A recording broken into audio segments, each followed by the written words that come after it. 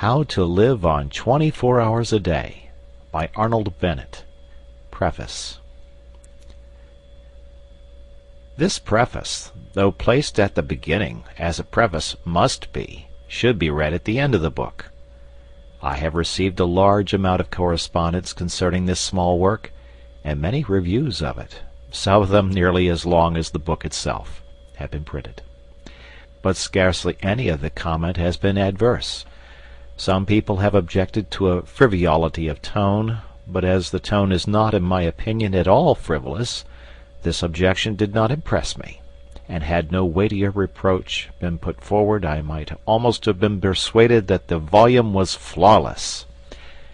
A more serious stricture has, however, been offered, not in the press, but by sundry obviously sincere correspondents, and I must deal with it. A reference to page 43 will show that I anticipated and feared this disapprobation.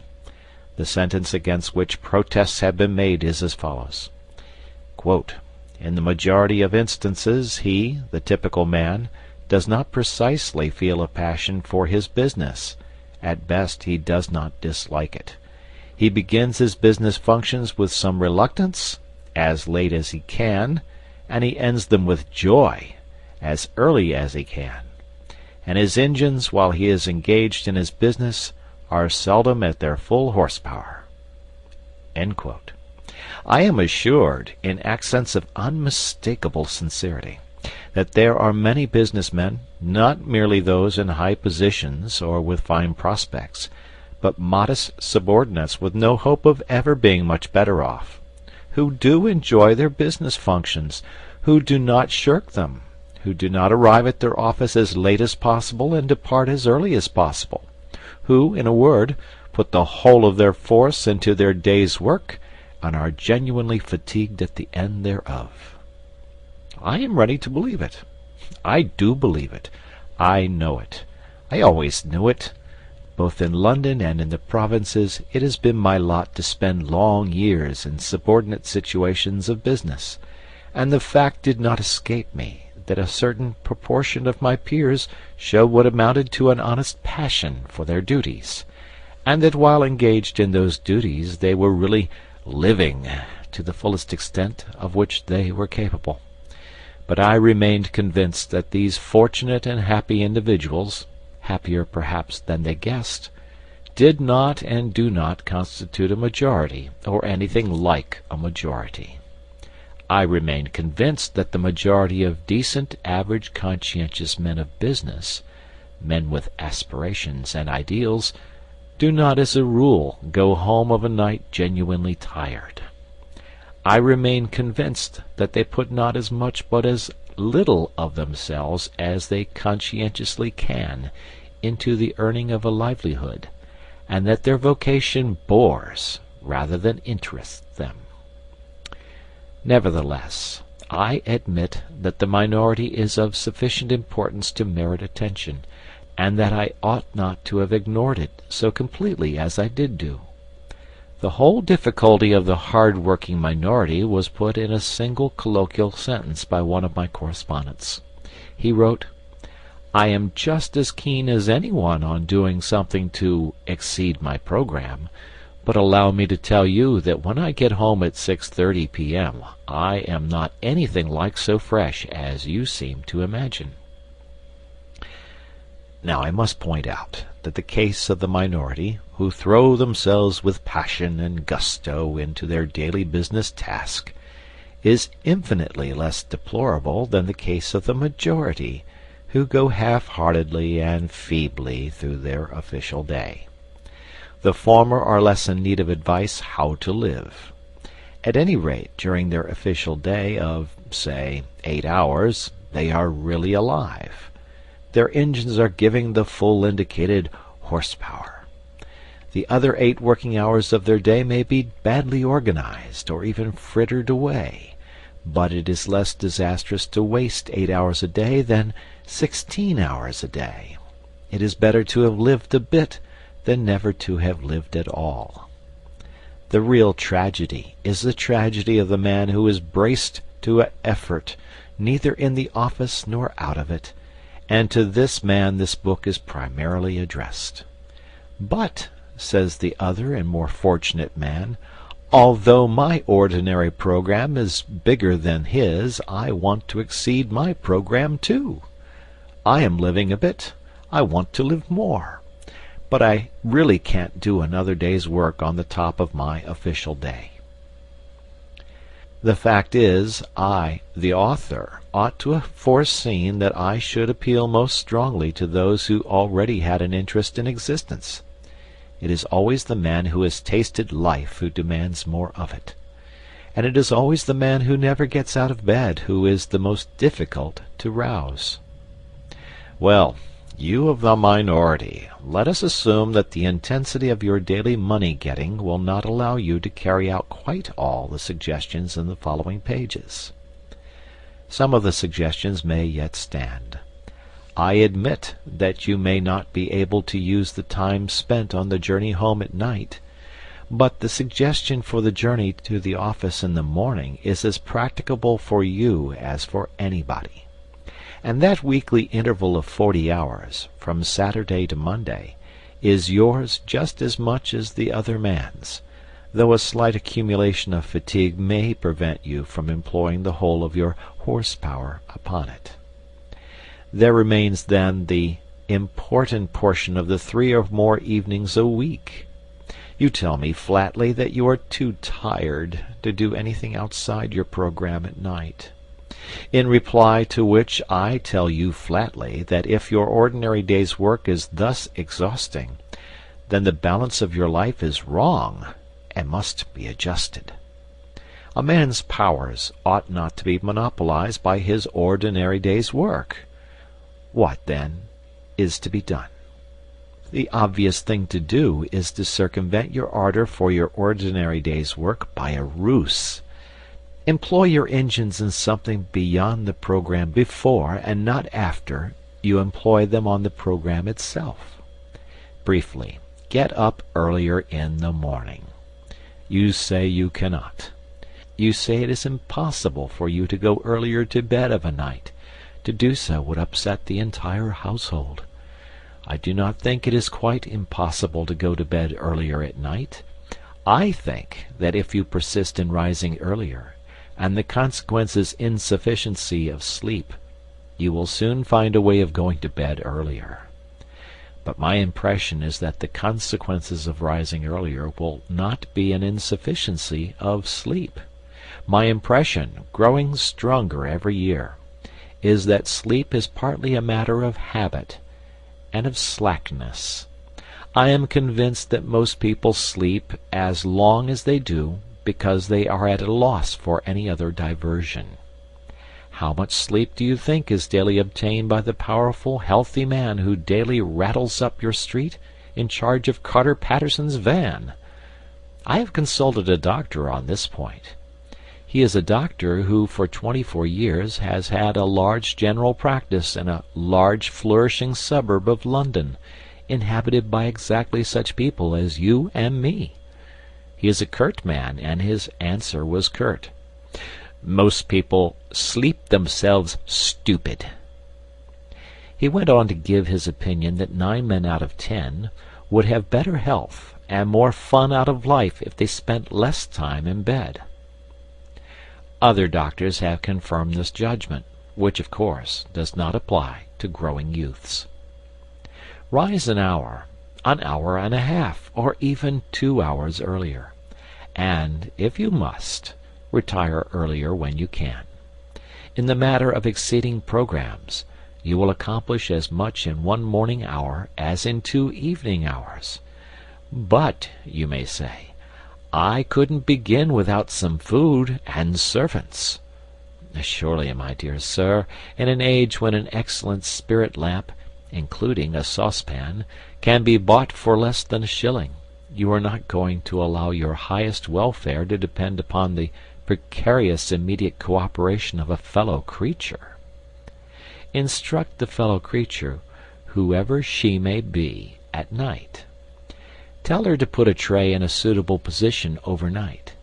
On that tray, 2 biscuits, a cup and saucer, a box of matches and a spirit lamp, On the lamp, the saucepan. On the saucepan, the lid, but turned the wrong way up. On the reversed lid, the small teapot, containing a minute quantity of tea leaves.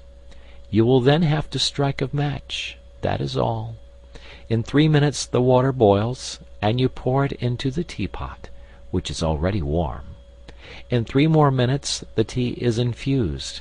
You can begin your day while drinking it. These details may seem trivial to the foolish, but to the thoughtful they will not seem trivial. The proper, wise balancing of one's whole life may depend upon the feasibility of a cup of tea at an unusual hour. Signed, Arnold Bennett. Chapter 1. The Daily Miracle. Yes, he's one of those men that don't know how to manage. Good situation, regular income, quite enough for luxuries as well as needs. Not really extravagant, and yet the fellow's always in difficulties. Somehow he gets nothing out of his money. Excellent flat, half empty. Always looks as if he'd had the brokers in. New suit, old hat. Magnificent necktie, baggy trousers. Ask you to dinner, cut glass, bad mutton, or Turkish coffee, cracked cup. He can't understand it. Explanation simply is that he fritters his income away. Wish I had the half of it. I'd show him. So we have most of us criticized at one time or another in our superior way. We are nearly all chancellors of the exchequer. It is the pride of the moment. Newspapers are full of articles explaining how to live on such and such a sum, and these articles provoke a correspondence whose violence proves the interest they excite. Recently, in a daily organ, a battle raged round the question whether a woman can exist nicely in the country on £85 a year. I have seen an essay, How to Live on 8 shillings a Week, but I have never seen an essay, How to Live on 24 hours a Day.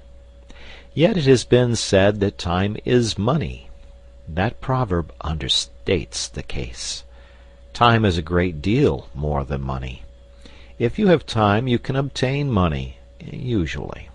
But though you have the wealth of a cloakroom attendant at the Carlton Hotel, you cannot buy yourself a minute more time than I have, or the cat by the fire has. Philosophers have explained space. They have not explained time. It is the inexplicable raw material of everything. With it, all is possible. Without it, nothing. The supply of time is truly a daily miracle, an affair genuinely astonishing when one examines it. You wake up in the morning, and lo, your purse is magically filled with 24 hours of the unmanufactured tissue of the universe of your life. It is yours. It is the most precious of possessions, a highly singular commodity showered upon you in a manner as singular as the commodity itself. For remark, no one can take it from you. It is unstealable, and no one receives either more or less than you receive. Talk about an ideal democracy. In the realm of time there is no aristocracy of wealth and no aristocracy of intellect. Genius is never rewarded by even an extra hour a day. And there is no punishment. Waste your infinitely precious commodity as much as you will, and the supply will never be withheld from you.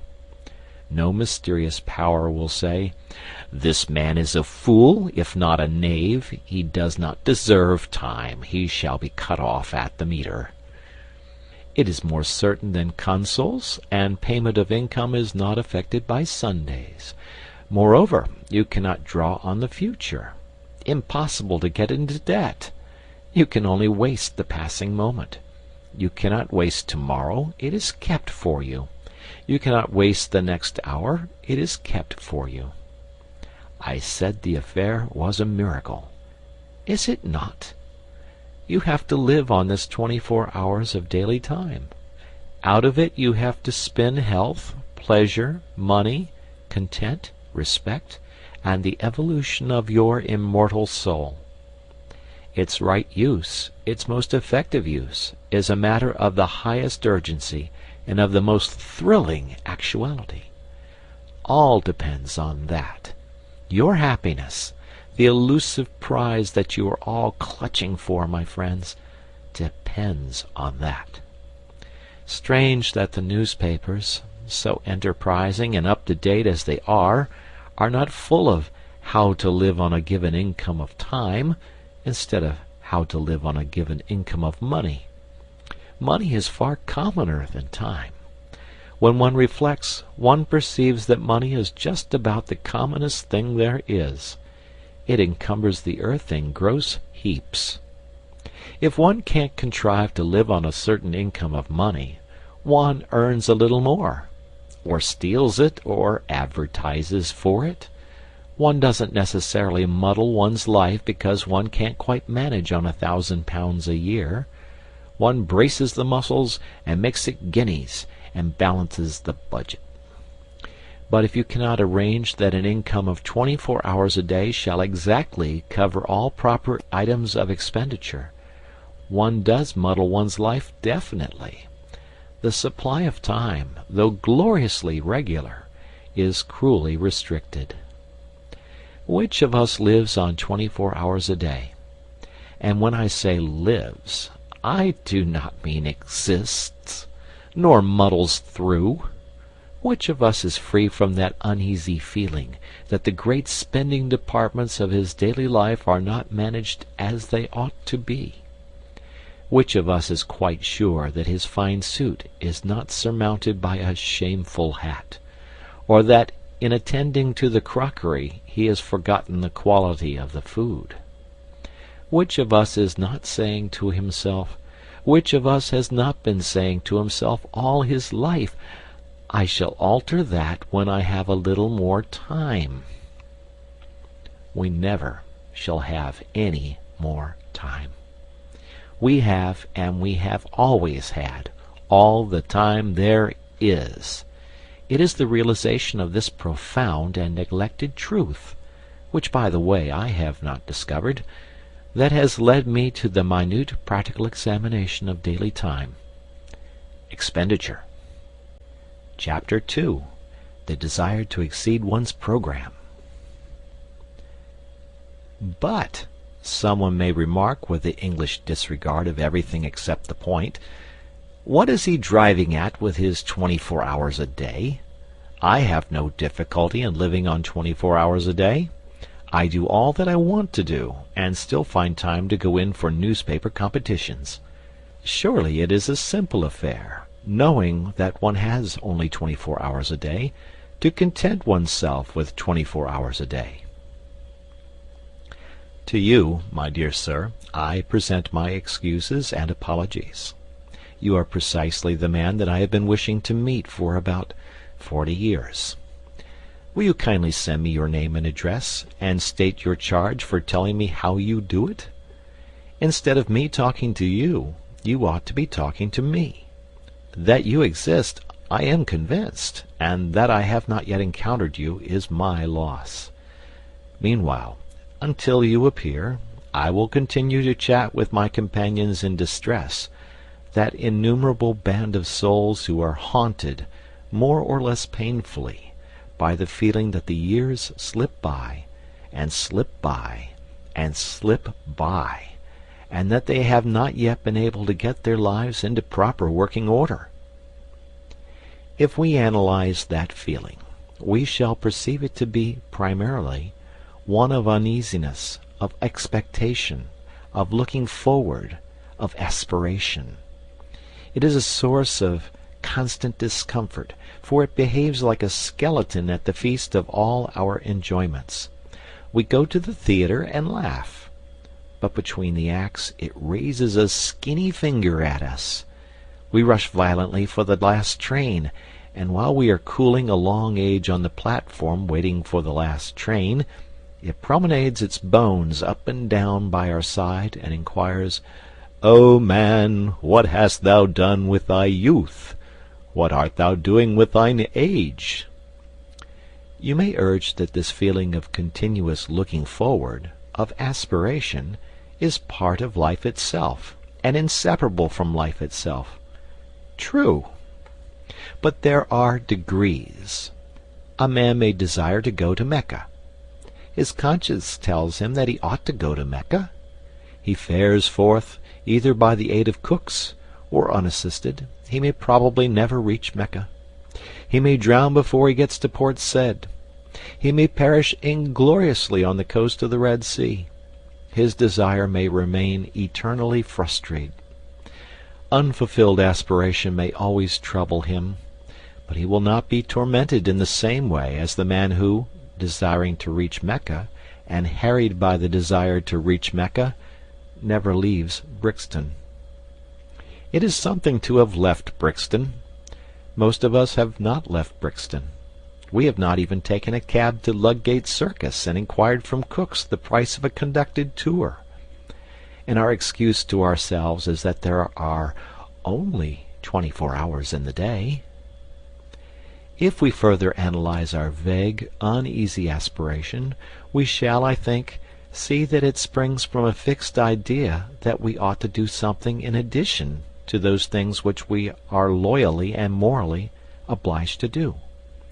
We are obliged, by various codes written and unwritten, to maintain ourselves and our families, if any, in health and comfort, to pay our debts, to save, to increase our prosperity by increasing our efficiency. A task sufficiently difficult, a task which very few of us achieve, a task often beyond our skill. Yet, if we succeed in it, as we sometimes do, we are not satisfied. The skeleton is still with us. And even when we realize that the task is beyond our skill, that our powers cannot cope with it, we feel that we should be less discontented if we gave to our powers, already overtaxed, something still further to do. And such is indeed the fact.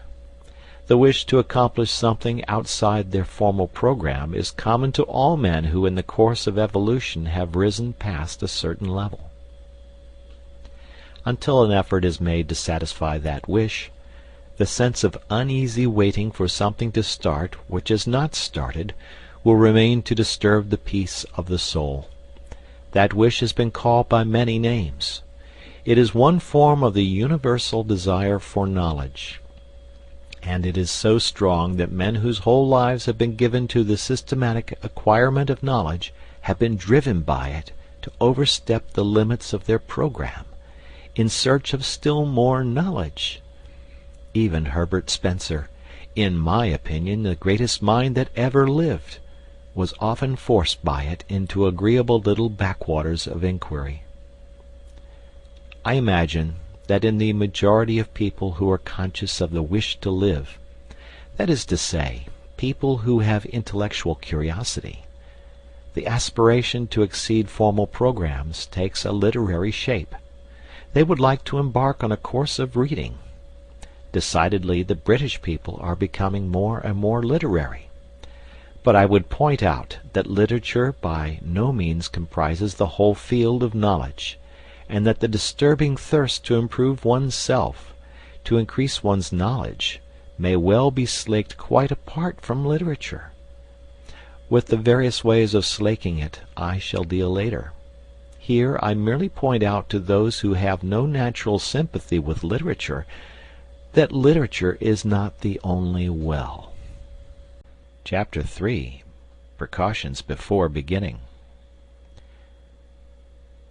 Now that I have succeeded, if succeeded I have, in persuading you to admit to yourself that you are constantly haunted by a suppressed dissatisfaction with your own arrangement of your daily life, and that the primal cause of that inconvenient dissatisfaction is the feeling that you are every day leaving undone something which you would like to do, and which indeed you are always hoping to do when you have more time.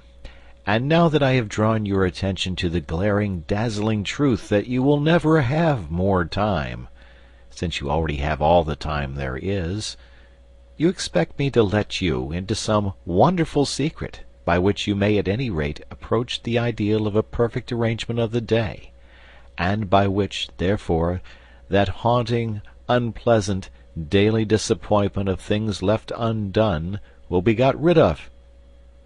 I have found no such wonderful secret, nor do I expect to find it, nor do I expect that anyone else will ever find it.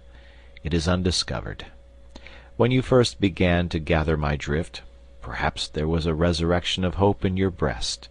Perhaps you said to yourself, "This man will show me an easy, unfatiguing way of doing what I have so long in vain wished to do." Alas, no. The fact is that there is no easy way, no royal road. The path to Mecca is extremely hard and stony, and the worst of it is that you never quite get there after all. The most important preliminary to the task of arranging one's life so that one may live fully and comfortably within one's daily budget of 24 hours is the calm realization of the extreme difficulty of the task, of the sacrifices and the endless effort which it demands. I cannot too strongly insist on this. If you imagine that you will be able to achieve your ideal by ingeniously planning out a timetable with a pen on a piece of paper, you had better give up hope at once. If you are not prepared for discouragements and disillusions, if you will not be content with a small result for a big effort, then do not begin. Lie down again, and resume the uneasy doze which you call your existence. It is very sad, is it not? Very depressing and somber. And yet I think it is rather fine, too, this necessity for the tense bracing of the will before anything worth doing can be done. I rather like it myself. I feel it to be the chief thing that differentiates me from the cat by the fire. Well, you say, assume that I am braced for the battle. Assume that I have carefully weighed and comprehended your ponderous remarks. How do I begin? Dear sir, you simply begin. There is no magic method of beginning. If a man standing on the edge of a swimming bath and wanting to jump into the cold water should ask you, "How do I begin to jump?" you would merely reply, "Just jump. Take hold of your nerves and jump." As I have previously said, the chief beauty about the constant supply of time is that you cannot waste it in advance. The next year, the next day, the next hour are lying ready for you, as perfect, as unspoilt, as if you had never wasted or misapplied a single moment in all your career. Which fact is very gratifying and reassuring. You can turn over a new leaf every hour if you choose. Therefore no object is served in waiting till next week, or even until tomorrow. You may fancy that the water will be warmer next week. It won't. It will be colder. But before you begin, let me murmur a few words of warning in your private ear. Let me principally warn you against your own ardor. Ardor in well-doing is a misleading and a treacherous thing. It cries out loudly for employment. You can't satisfy it at first. It wants more and more. It is eager to move mountains and divert the course of rivers. It isn't content till it perspires.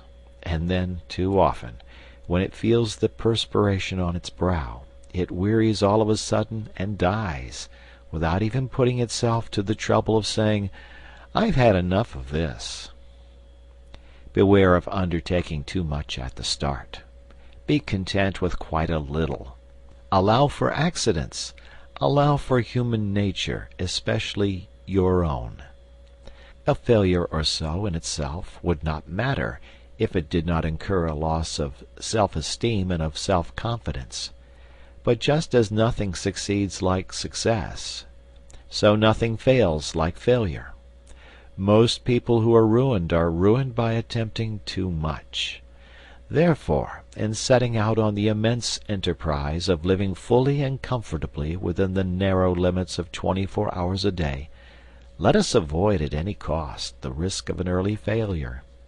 I will not agree that, in this business at any rate, a glorious failure is better than a petty success. I am all for the petty success. A glorious failure leads to nothing. A petty success may lead to a success that is not petty. So let us begin to examine the budget of the day's time. You say your day is already full to overflowing. How? You actually spend in earning your livelihood how much? 7 hours on the average? And in actual sleep, 7? I will add 2 hours and be generous, and I will defy you to account to me on the spur of the moment for the other 8 hours. Chapter 4. The Cause of the Troubles. In order to come to grips at once with the question of time expenditure in all its actuality, I must choose an individual case for examination. I can only deal with one case, and that case cannot be the average case, because there is no such case as the average case, just as there is no such man as the average man. Every man and every man's case is special. But if I take the case of a Londoner who works in an office, whose office hours are from 10 to 6, and who spends 50 minutes morning and night in traveling between his house door and his office door, I shall have got as near to the average as facts permit. There are men who have to work longer for a living, but there are others who do not have to work so long. Fortunately, the financial side of existence does not interest us here. For our present purpose, the clerk at £1 a week is exactly as well off as the millionaire in Carlton House Terrace. Now the great and profound mistake which my typical man makes in regard to his day is a mistake of general attitude, a mistake which vitiates and weakens 2/3 of his energies and interests. In the majority of instances, he does not precisely feel a passion for his business. At best, he does not dislike it. He begins his business functions with reluctance, as late as he can, and he ends them with joy, as early as he can. And his engines while he is engaged in his business are seldom at their full horsepower.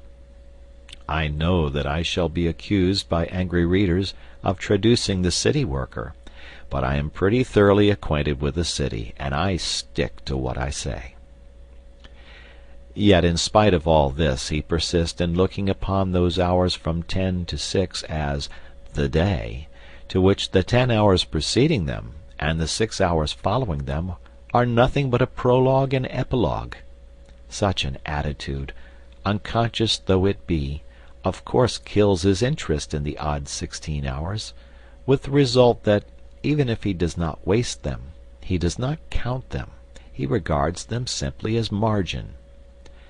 This general attitude is utterly illogical and unhealthy, since it formally gives the central prominence to a patch of time and a bunch of activities which the man's one idea is to get through and have done with.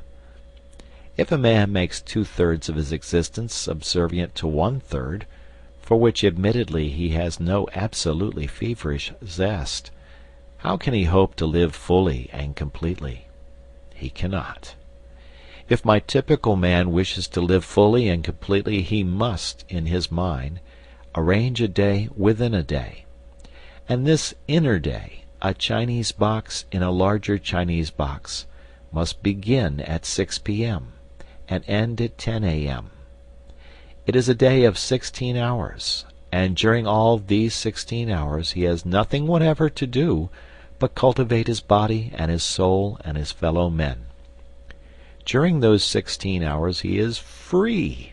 He is not a wage earner. He is not preoccupied with monetary cares.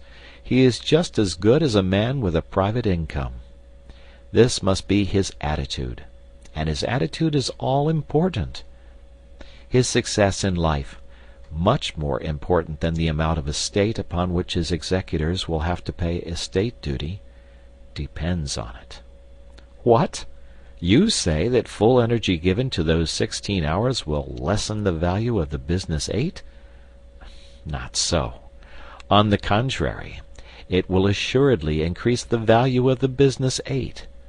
One of the chief things which my typical man has to learn is that the mental faculties are capable of a continuous hard activity. They do not tire, like an arm or a leg. All they want is change, not rest, except in sleep. I shall now examine the typical man's current method of employing the 16 hours that are entirely his, beginning with his uprising. I will merely indicate things which he does and which I think he ought not to do, postponing my suggestions for planting the times when I shall have cleared, as a settler clears spaces in a forest. In justice to him, I must say that he wastes very little time before he leaves the house in the morning at 9:10. In too many houses he gets up at 9, breakfasts between 9:07 and 9:30, and then bolts. But immediately he bangs the front door his mental faculties, which are tireless, become idle. He walks to the station in a condition of mental coma. Arrived there, he usually has to wait for the train. On hundreds of suburban stations every morning you see men calmly strolling up and down platforms, while railway companies unblushingly rob them of time, which is more than money. Hundreds of thousands of hours are thus lost every day, simply because my typical man thinks so little of time that it has never occurred to him to take quite easy precautions against the risk of its loss. He has a solid coin of time to spend every day. Call it a sovereign. He must get change for it, and in getting change he is content to lose heavily. Supposing that in selling him a ticket, the company said, "We will change your sovereign, but we shall charge you 3 halfpence for doing so." What would my typical man exclaim? Yet that is the equivalent of what the company does when it robs him of 5 minutes twice a day. You say I am dealing with minutiae. I am, and later on I will justify myself. Now will you kindly buy your paper and step onto the train? Chapter 5. Tennis and the Immortal Soul. You get into the morning train with your newspaper, and you calmly and majestically give yourself up to your newspaper. You do not hurry. You know you have at least half an hour of security in front of you. As your glance lingers idly at the advertisements of shipping and of songs on the outer pages, your air is the air of a leisured man, wealthy in time, of a man from some planet where there are 124 hours a day instead of 24. I am an impassioned reader of newspapers. I read 5 English and 2 French dailies, and the news agents alone know how many weeklies, regularly. I am obliged to mention this personal fact lest I should be accused of a prejudice against newspapers, when I say that I object to the reading of newspapers in the morning train. Newspapers are produced with rapidity, to be read with rapidity. There is no place in my daily program for newspapers. I read them as I may in odd moments, but I do read them. The idea of devoting to them 30 or 40 consecutive minutes of wonderful solitude, for nowhere can one more perfectly immerse oneself in oneself than in a compartment full of silent, withdrawn, smoking males, is to me repugnant. I cannot possibly allow you to scatter priceless pearls of time with such oriental lavishness. You are not the Shah of time. Let me respectfully remind you that you have no more time than I have. No newspaper reading in trains. I have already put by about 3/4 of an hour for use. Now you reach your office, and I abandon you there till 6 o'clock. I am aware that you have nominally an hour, often in reality an hour and a half, in the midst of the day, less than half of which time is given to eating. But I will leave you all that to spend as you choose. You may read your newspapers then. I meet you again as you emerge from your office. You are pale and tired. At any rate, your wife says you are pale, and you give her to understand that you are tired. During the journey home, you have been gradually working up the tired feeling. The tired feeling hangs heavy over the mighty suburbs of London like a virtuous and melancholy cloud, particularly in winter. You don't eat immediately on your arrival home, but in about an hour or so you feel as if you could sit up and take a little nourishment, and you do. Then you smoke seriously. You see friends. You potter. You play cards. You flirt with a book. You note that old age is creeping on. You take a stroll. You caress the piano. By Jove, 11:15. You then devote quite 40 minutes to thinking about going to bed, and it is conceivable that you are acquainted with a genuinely good whiskey. At last you go to bed, exhausted by the day's work.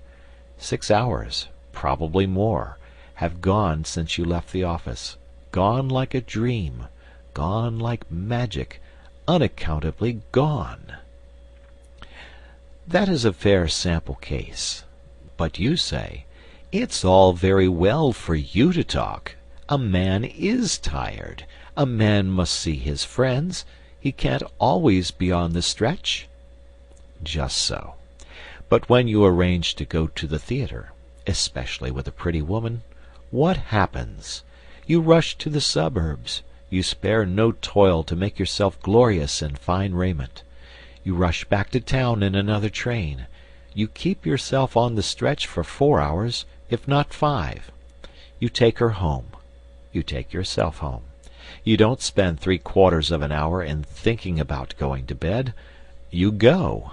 Friends and fatigue have equally been forgotten, and the evening has seemed so exquisitely long, or perhaps too short.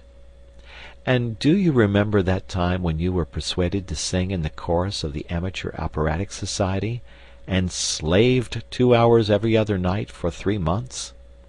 Can you deny that when you have something definite to look forward to at eventide, something that is to employ all your energy, the thought of that something gives a glow and a more intense vitality to the whole day? What I suggest is that at 6 o'clock you look facts in the face and admit that you are not tired, because you are not, you know, and that you arrange your evening so that it is not cut in the middle by a meal. By so doing you will have a clear expanse of at least 3 hours.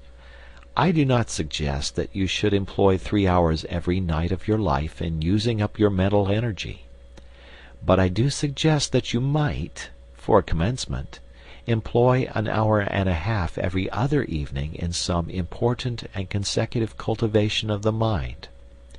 You will still be left with 3 evenings for friends, bridge, tennis, domestic scenes, odd reading, pipes, gardening, pottering, and prize competitions. You will still have the terrific wealth of 45 hours between 2 p.m. Saturday and 10 a.m. Monday. If you persevere, you will soon want to pass 4 evenings, and perhaps 5, in some sustained endeavor to be genuinely alive. And you will fall out of that habit of muttering to yourself at 11:15 p.m., "Time to be thinking about going to bed." The man who begins to go to bed 40 minutes before he opens his bedroom door is bored. That is to say, he is not living. But remember, at the start, those 90 nocturnal minutes thrice a week must be the most important minutes in the 10,080. They must be sacred, quite as sacred as a dramatic rehearsal or a tennis match. Instead of saying, "Sorry I can't see you, old chap, but I have to run off to the tennis club," you must say, "But I have to work." This, I admit, is intensely difficult to say. Tennis is so much more urgent than the immortal soul. Chapter 6. Remember Human Nature. I have incidentally mentioned the vast expanse of 45 hours between leaving business at 2 p.m. on Saturday and returning to business at 10 a.m. on Monday. And here I must touch on the point whether the week should consist of 6 days or of 7. For many years, in fact, until I was approaching 40, my own week consisted of 7 days. I was constantly being informed by older and wiser people that more work, more genuine living, could be got out of 6 days than out of 7. And it is certainly true that now, with 1 day in 7 in which I follow no program, and make no effort save what the caprice of the moment dictates, I appreciate intensely the moral value of a weekly rest. Nevertheless, had I my life to arrange over again, I would do again as I have done. Only those who have lived at the full stretch 7 days a week for a long time can appreciate the full beauty of a regular recurring idleness. Moreover, I am aging, and it is a question of age. In cases of abounding youth and exceptional energy and desire for effort, I should say unhesitatingly, keep going day in, day out. But in the average case I should say, confine your formal program, super-program I mean, to 6 days a week. If you find yourself wishing to extend it, but only in proportion to your wish, and count the extra time as a windfall, not as regular income, so that you can return to a 6-day program without the sensation of being poorer, of being a backslider. Let us now see where we stand. So far we have marked for saving out of the waste of days half an hour at least on 6 mornings a week, and 1 hour and a half on 3 evenings a week. Total, 7 hours and a half a week. I propose to be content with that 7 hours and a half for the present. What? You cry. You pretend to show us how to live, and you only deal with 7 hours and a half out of 168? Are you going to perform a miracle with your 7 hours and a half? Well, not to mince the matter, I am, if you will kindly let me. That is to say, I am going to ask you to attempt an experience which, while perfectly natural and explicable, has all the air of a miracle. My contention is that the full use of those 7½ hours will quicken the whole life of the week, add zest to it, and increase the interest which you feel in even the most banal occupations. You practice physical exercises for a mere 10 minutes, morning and evening, and yet you are not astonished when your physical health and strength are beneficially affected every hour of the day, and your whole physical outlook changed. Why should you be astonished that an average of over an hour a day given to the mind should permanently and completely enliven the whole activity of the mind? More time might assuredly be given to the cultivation of one's self, and in proportion as the time was longer the results would be greater. But I prefer to begin with what looks like a trifling effort. It is not really a trifling effort, as those will discover who have yet to essay it. To clear even 7 hours and a half from the jungle is passably difficult, for some sacrifice has to be made. One may have spent one's time badly, but one did spend it. One did do something with it, however ill-advised that something may have been. To do something else means a change of habits. And habits are the very dickens to change. Further, any change, even a change for the better, is always accompanied by drawbacks and discomforts. If you imagine that you will be able to devote 7 hours and a half a week to serious, continuous effort, and still live your old life, you are mistaken. I repeat that some sacrifice and an immense deal of volition will be necessary. And it is because I know the difficulty, it is because I know the almost disastrous effect of failure in such an enterprise, that I earnestly advise a very humble beginning. You must safeguard your self-respect. Self-respect is at the root of all purposefulness, and a failure in an enterprise deliberately planned deals a desperate wound at one's self-respect. Hence I iterate and reiterate, Start quietly, unostentatiously. When you have conscientiously given 7 hours and a half a week to the cultivation of your vitality for 3 months, then you may begin to sing louder and tell yourself what wondrous things you are capable of doing. Before coming to the method of using the indicated hours, I have one final suggestion to make. That is, as regards the evenings, to allow much more than an hour and a half in which to do the work of an hour and a half. Remember the chance of accidents. Remember human nature. And give yourself, say, from 9 to 11:30 for your task of 90 minutes. Chapter 7. Controlling the Mind. People say, one can't help one's thoughts. But one can. The control of the thinking machine is perfectly possible. And since nothing whatever happens to us outside our own brain, since nothing hurts us or gives us pleasure except within the brain, the supreme importance of being able to control what goes on in that mysterious brain is patent. This idea is one of the oldest platitudes, but it is a platitude whose profound truth and urgency most people live and die without realizing. People complain of the lack of power to concentrate, not witting that they may acquire the power if they choose. And without the power to concentrate, that is to say, without the power to dictate to the brain its task, and to ensure obedience, true life is impossible. Mind control is the first element of a full existence. Hence, it seems to me, the first business of the day should be to put the mind through its paces. You look after your body, inside and out. You run grave danger in hacking hairs off your skin. You employ a whole army of individuals, from the milkman to the pig killer, to enable you to bribe your stomach into decent behavior. Why not devote a little attention to the far more delicate machinery of the mind, especially as you will require no extraneous aid?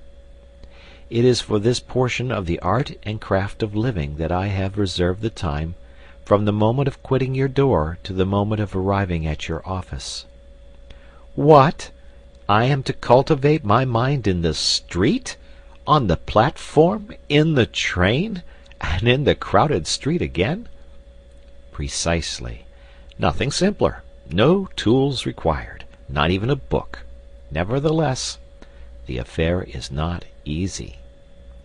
When you leave your house, concentrate your mind on a subject, no matter what, to begin with. You will not have gone 10 yards before your mind has skipped away under your very eyes and is lurking round the corner with another subject. Bring it back by the scruff of the neck. Ere you have reached the station, you will have brought it back about 40 times. Do not despair. Continue. Keep it up.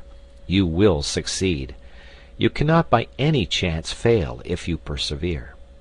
It is idle to pretend that your mind is incapable of concentration. Do you not remember that morning when you received a disquieting letter which demanded a very carefully worded answer? How you kept your mind steadily on the subject of the answer, without a second's intermission, until you reached your office, whereupon you instantly sat down and wrote the answer. That was a case in which you were roused by circumstances to such a degree of vitality that you were able to dominate your mind like a tyrant. You would have no trifling. You insisted that its work should be done, and its work was done. By the regular practice of concentration, as to which there is no secret, save the secret of perseverance, you can tyrannize over your mind, which is not the highest part of you, every hour of the day, and in no matter what place. The exercise is a very convenient one. If you got into your morning train with a pair of dumbbells for your muscles, or an encyclopedia in 10 volumes for your learning, you would probably excite remark. But as you walk in the street, or sit in the corner of the compartment behind a pipe, or strap hang on the subterranean, Who is to know that you are engaged in the most important of daily acts? What asinine boor can laugh at you? I do not care what you concentrate on, so long as you concentrate. It is the mere disciplining of the thinking machine that counts. But still, you may as well kill two birds with one stone and concentrate on something useful. I suggest, it is only a suggestion, a little chapter of Marcus Aurelius or Epictetus. Do not, I beg, shy at their names. For myself, I know nothing more actual, more bursting with plain common sense, applicable to the daily life of plain persons like you and me, who hate airs, pose, and nonsense, than Marcus Aurelius or Epictetus. Read a chapter, and so short they are, the chapters, in the evening, and concentrated on it the next morning. You will see. Yes, my friend, it is useless for you to try to disguise the fact. I can hear your brain like a telephone at my ear. You are saying to yourself, "This fellow was doing pretty well up to his 7th chapter. He had begun to interest me faintly. But what he says about thinking in trains, and concentration, and so on, is not for me. It may be well enough for some folks, but it isn't in my line." It is for you, I passionately repeat. It is for you. Indeed, you are the very man I am aiming at. Throw away the suggestion, and you throw away the most precious suggestion that was ever offered to you. It is not my suggestion.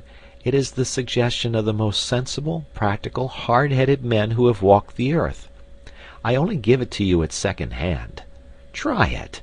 Get your mind in hand, and see how the process cures half the evils of life, especially worry, that miserable, avoidable, shameful disease, worry. Chapter 8. The Reflective Mood.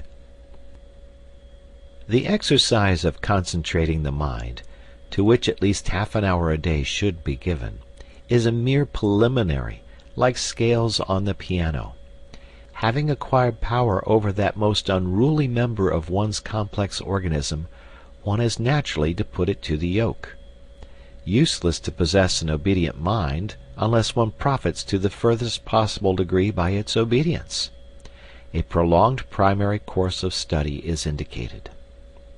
Now, as to what this course of study should be, cannot be any question. There never has been any question. All the sensible people of all ages are agreed upon it. And it is not literature, nor is it any other art, nor is it history, nor is it any science. It is the study of one's self. Man, know thyself. These words are so hackneyed that verily I blush to write them. Yet they must be written, for they need to be written. I take back my blush, being ashamed of it. Man, know thyself. I say it out loud. The phrase is one of those phrases with which every one is familiar, of which every one acknowledges the value, and which only the most sagacious put into practice. I don't know why. I am entirely convinced that what is more than anything else lacking in the life of the average well-intentioned man of today is the reflective mood. We do not reflect. I mean that we do not reflect upon genuinely important things, upon the problem of our happiness, upon the main direction in which we are going, upon what life is giving to us, upon the share which reason has, or has not, in determining our actions, and upon the relation between our principles and our conduct. And yet you are in search of happiness, are you not? Have you discovered it?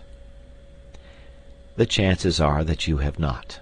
The chances are that you have already come to believe that happiness is unattainable. But men have attained it, and they have attained it by realizing that happiness does not spring from the procuring of physical or mental pleasure, but from the development of reason and the adjustment of conduct to principles. I suppose that you will not have the audacity to deny this, and if you admit it, and still devote no part of your day to the deliberate consideration of your reason, principles, and conduct, you admit also that while striving for a certain thing you are regularly leaving undone the one act which is necessary to the attainment of that thing. Now, shall I blush, or will you?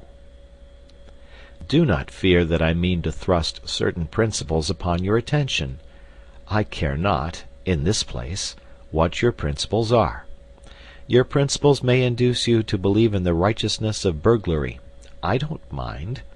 All I urge is that a life in which conduct does not fairly well accord with principles is a silly life, and that conduct can only be made to accord with principles by means of daily examination, reflection, and resolution. What leads to the permanent sorrowfulness of burglars is that their principles are contrary to burglary. If they genuinely believed in the moral excellence of burglary, penal servitude would simply mean so many happy years for them. All martyrs are happy because their conduct and their principles agree. As for reason, which makes conduct and is not unconnected with the making of principles, it plays a far smaller part in our lives than we fancy. We are supposed to be reasonable, but we are much more instinctive than reasonable, and the less we reflect, the less reasonable we shall be. The next time you get cross with the waiter because your steak is overcooked, ask reason to step into the cabinet room of your mind and consult her. She will probably tell you that the waiter did not cook the steak, and had no control over the cooking of the steak, and that even if he alone was to blame, you accomplished nothing good by getting cross. You merely lost your dignity, looked a fool in the eyes of sensible men, and soured the waiter, while producing no effect whatever on the steak. The result of this consultation with reason, for which she makes no charge, will be that when once more your steak is overcooked, you will treat the waiter as a fellow creature, remain quite calm in a kindly spirit, and politely insist on having a fresh steak. The gain will be obvious and solid. In the formation or modification of principles, and the practice of conduct, much help can be derived from printed books, issued at 6d. each and upwards. I mentioned in my last chapter Marcus Aurelius and Epictetus. Certain even more widely known works will occur at once to the memory. I may also mention Pascal, La Bruyère, and Emerson. For myself, you do not catch me traveling without my Marcus Aurelius. Yes, books are valuable, but not reading of books will take the place of a daily, candid, honest examination of what one has recently done and what one is about to do, of a steady looking at one's self in the face, disconcerting though the sight may be. When shall this important business be accomplished? The solitude of the evening journey home appears to me to be suitable for it. A reflective mood naturally follows the exertion of having earned the day's living. Of course, if, instead of attending to an elementary and profoundly important duty, you prefer to read the paper, which you might just as well read while waiting for your dinner, I have nothing to say. But attend to it at some time of the day you must. I now come to the evening hours. Chapter 9. Interest in the Arts.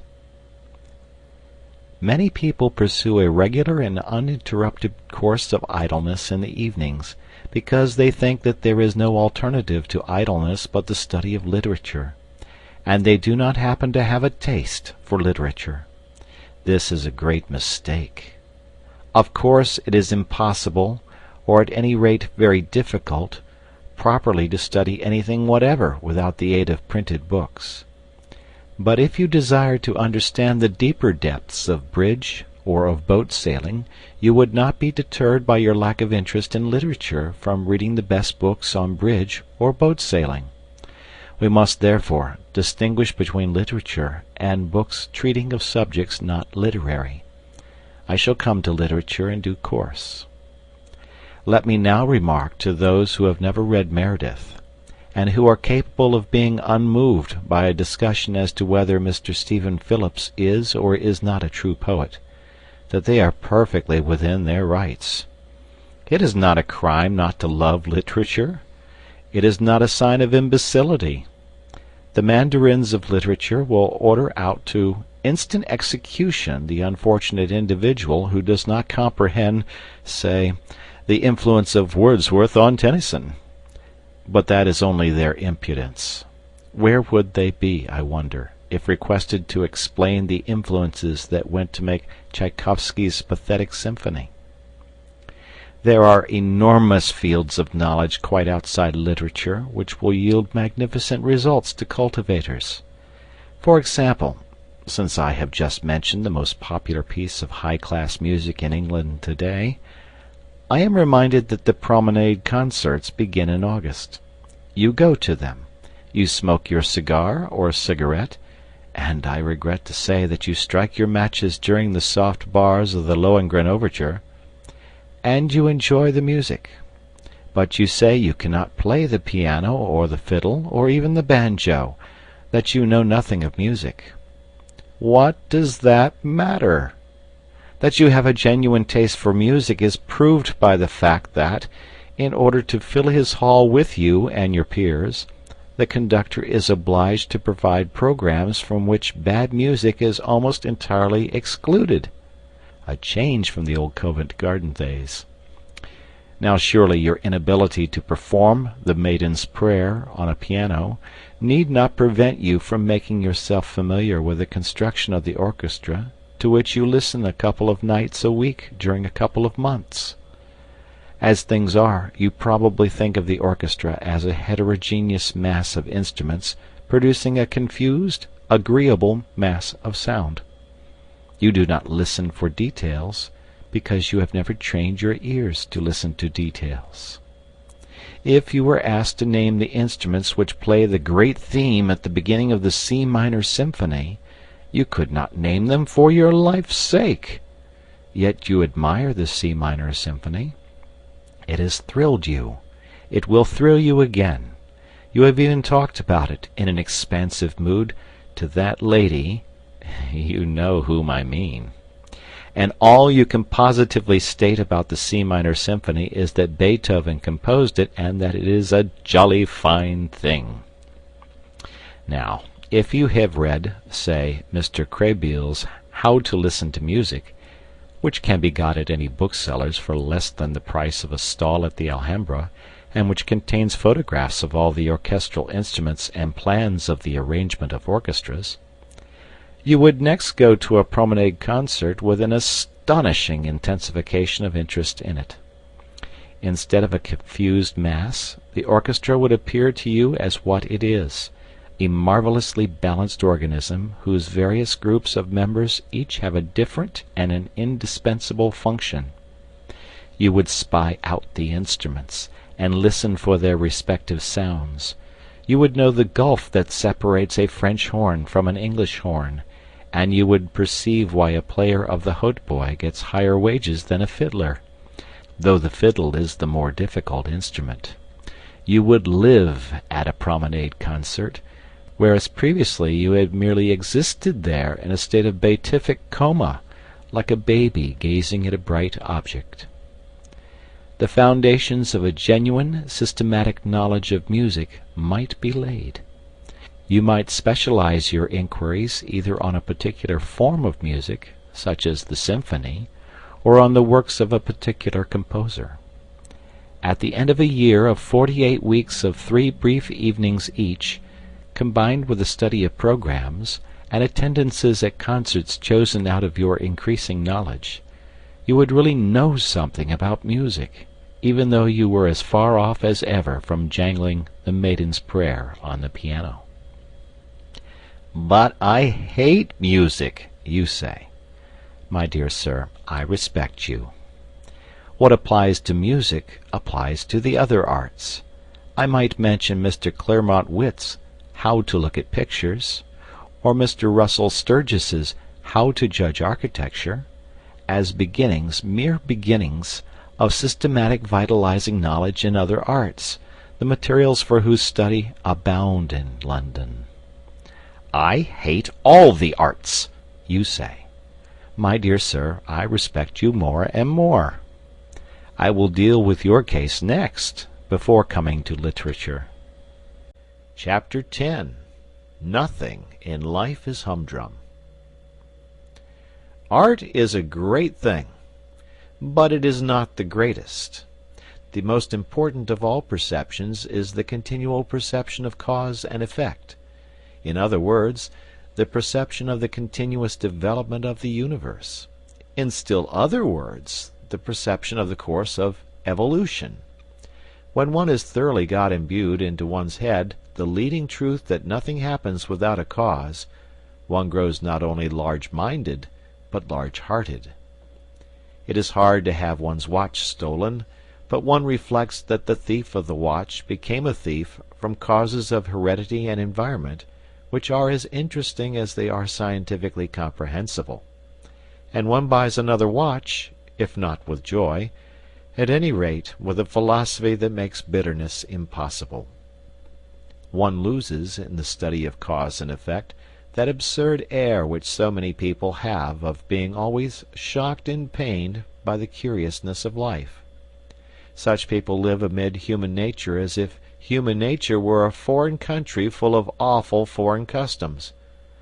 But, having reached maturity, one ought surely to be ashamed of being a stranger in a strange land. The study of cause and effect, while it lessens the painfulness of life, adds to life's picturesqueness. The man to whom evolution is but a name looks at the sea as a grandiose, monotonous spectacle, which he can witness in August for 3 shillings, third-class return.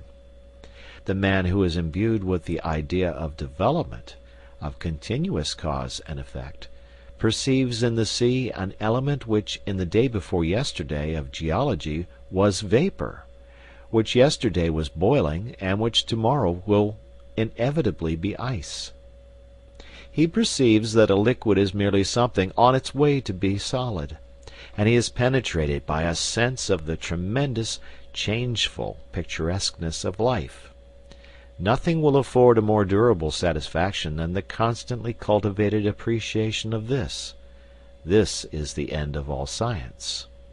Cause and effect are to be found everywhere. Rents went up in Shepherd's Bush.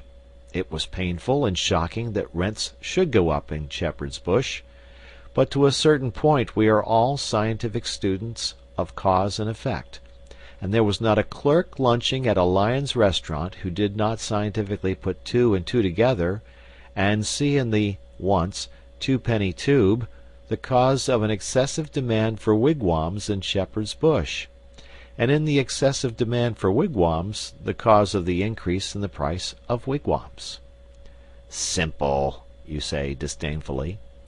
Everything, the whole complex movement of the universe, is as simple as that, when you can sufficiently put 2 and 2 together. And, my dear sir, perhaps you happen to be an estate agent's clerk, and you hate the arts, and you want to foster your immortal soul, and you can't be interested in your business because it's so humdrum. Nothing is humdrum. The tremendous, changeful picturesqueness of life is marvelously shown in an estate agent's office. What? There was a block of traffic in Oxford Street. To avoid the block, people actually began to travel under the cellars and drains, and the result was a rise of rents in Shepherd's Bush. And you say that isn't picturesque? Suppose you were to study, in this spirit, the property question in London for an hour and a half every other evening. Would it not give zest to your business, and transform your whole life? You would arrive at more difficult problems, and you would be able to tell us why, as the natural result of cause and effect, the longest straight street in London is about a yard and a half in length, while the longest absolutely straight street in Paris extends for miles. I think you will admit that in an estate agent's clerk I have not chosen an example that specially favors my theories. You are a bank clerk, and you have not read that breathless romance, disguised as a scientific study, Walter Bagehot's Lombard Street? Ah, my dear sir, if you had begun with that, and followed it up for 90 minutes every other evening, how enthralling your business would be to you, and how much more clearly you would understand human nature. You are penned in town, but you love excursions in the country and the observation of wildlife. Certainly a heart-enlarging diversion. Why don't you walk out of your house door, in your slippers, to the nearest gas lamp of a night with a butterfly net, and observe the wildlife of common and rare moths that is beating about it, and coordinate the knowledge thus obtained, and build a superstructure on it, and at last get to know something about something? You need not be devoted to the arts, not to literature, in order to live fully. The whole field of daily habit and scene is waiting to satisfy that curiosity which means life, and the satisfaction of which means an understanding heart. I promised to deal with your case, O man who hates art and literature, and I have dealt with it. I now come to the case of the person, happily very common, who does like reading. Chapter 11. Serious Reading. Novels are excluded from serious reading, so that the man who, bent on self-improvement, has been deciding to devote 90 minutes 3 times a week to a complete study of the works of Charles Dickens would be well advised to alter his plans. The reason is not that novels are not serious. Some of the great literature of the world is in the form of prose fiction. The reason is that bad novels ought not to be read, and that good novels never demand any appreciable mental application on the part of the reader. It is only the bad parts of Meredith's novels that are difficult.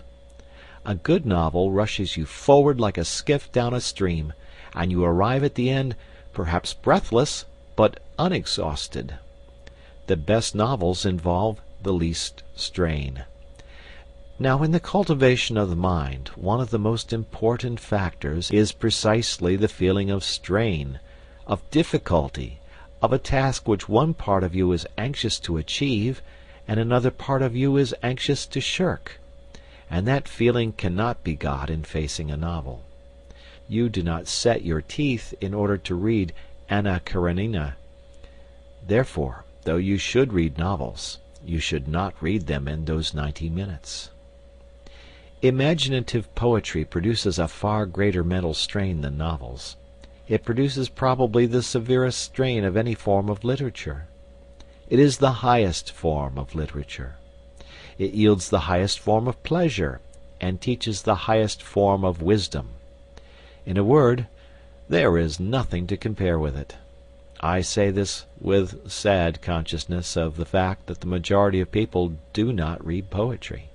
I am persuaded that many excellent persons, if they were confronted with the alternatives of reading Paradise Lost and going round Trafalgar Square at noonday on their knees in sackcloth, would choose the ordeal of public ridicule.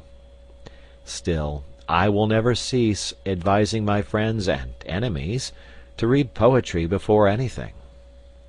If poetry is what is called a sealed book to you, begin by reading Hazlitt's famous essay on the nature of poetry in general. It is the best thing of its kind in English, and no one who has read it can possibly be under the misapprehension that poetry is a medieval torture, or a mad elephant, or a gun that will go off by itself and kill at 40 paces. Indeed, it is difficult to imagine the mental state of the man who, after reading Hazlitt's essay, is not urgently desirous of reading some poetry before his next meal. If the essay so inspires you, I would suggest that you make a commencement with purely narrative poetry. There is an infinitely finer English novel, written by a woman, than anything by George Eliot or the Brontes, or even Jane Austen, which perhaps you have not read. Its title is Aurora Leigh, and its author E.B. Browning. It happens to be written in verse, and to contain a considerable amount of genuinely fine poetry. Decide to read that book through, even if you die for it. Forget that it is fine poetry. Read it simply for the story and the social ideas. And when you have done, ask yourself honestly whether you still dislike poetry. I have known more than one person to whom Aurora Leigh has been the means of proving that, in assuming they hated poetry, they were entirely mistaken. Of course, if, after Hazlitt, and such an experiment made in the light of Hazlitt, you are finally assured that there is something in you which is antagonistic to poetry, you must be content with history or philosophy. I shall regret it, yet not inconsolably. The Decline and Fall is not to be named in the same day with Paradise Lost, but it is a vastly pretty thing, and Herbert Spencer's First Principles simply laughs at the claims of poetry and refuses to be accepted as aught but the most majestic product of any human mind. I do not suggest that either of these works is suitable for a tyro in mental strains, but I see no reason why any man of average intelligence should not, after a year of continuous reading, be fit to assault the supreme masterpieces of history or philosophy. The great convenience of masterpieces is that they are so astonishingly lucid. I suggest no particular work as a start. The attempt would be futile in the space of my command. But I have two general suggestions of a certain importance. The first is to define the direction and scope of your efforts. Choose a limited period, or a limited subject, or a single author.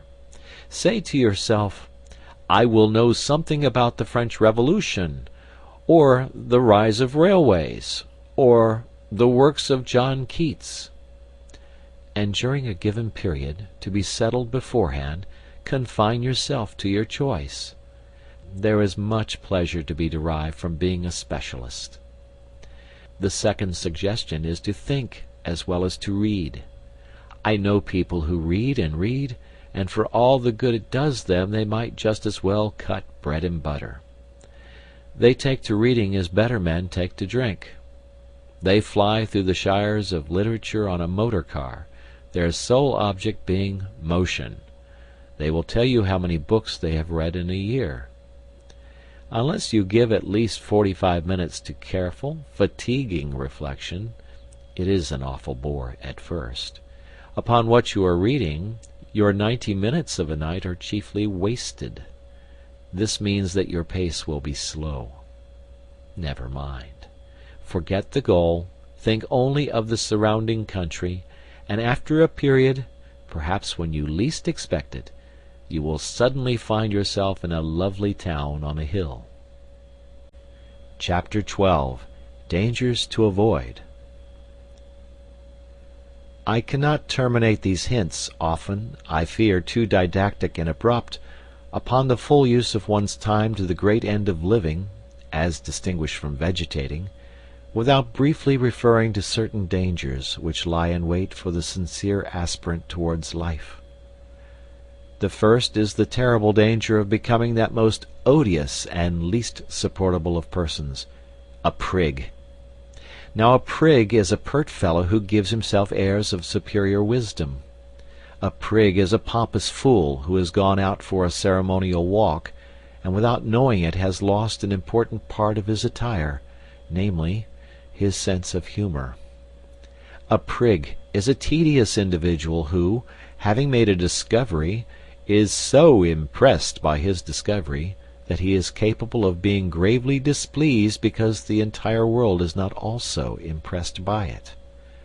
Unconsciously to become a prig is an easy and a fatal thing. Hence, when one sets forth on the enterprise of using all one's time, it is just as well to remember that one's own time, and not other people's time, is the material with which one has to deal.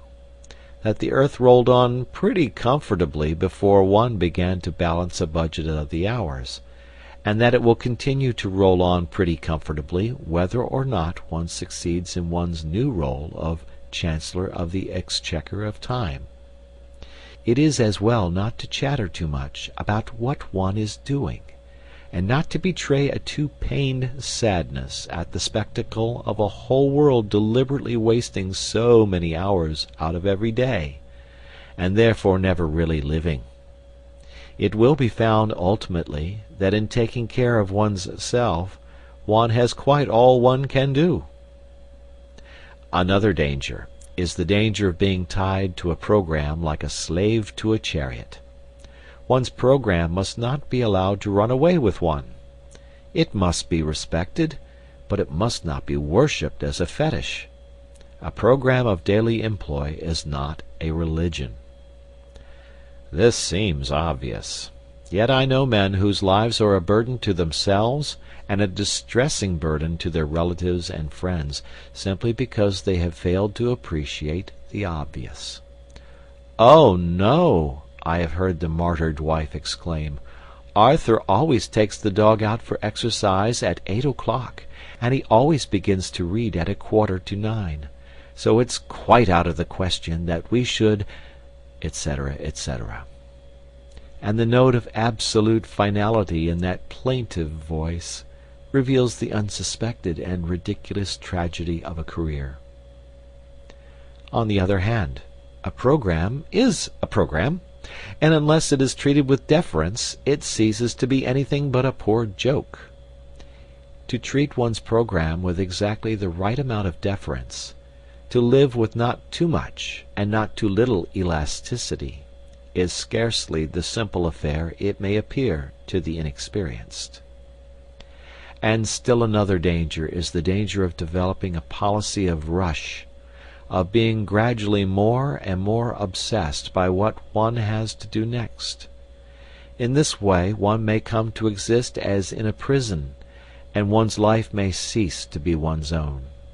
One may take the dog out for a walk at 8 o'clock, and meditate the whole time on the fact that one must begin to read at 8:45, and that one must not be late. And the occasional deliberate breaking of one's program will not help to mend matters. The evil springs not from persisting without elasticity in what one has attempted, but from originally attempting too much, from filling one's program till it runs over. The only cure is to reconstitute the program and to attempt less. But the appetite for knowledge grows by what it feeds on, and there are men who come to like a constant breathless hurry of endeavor.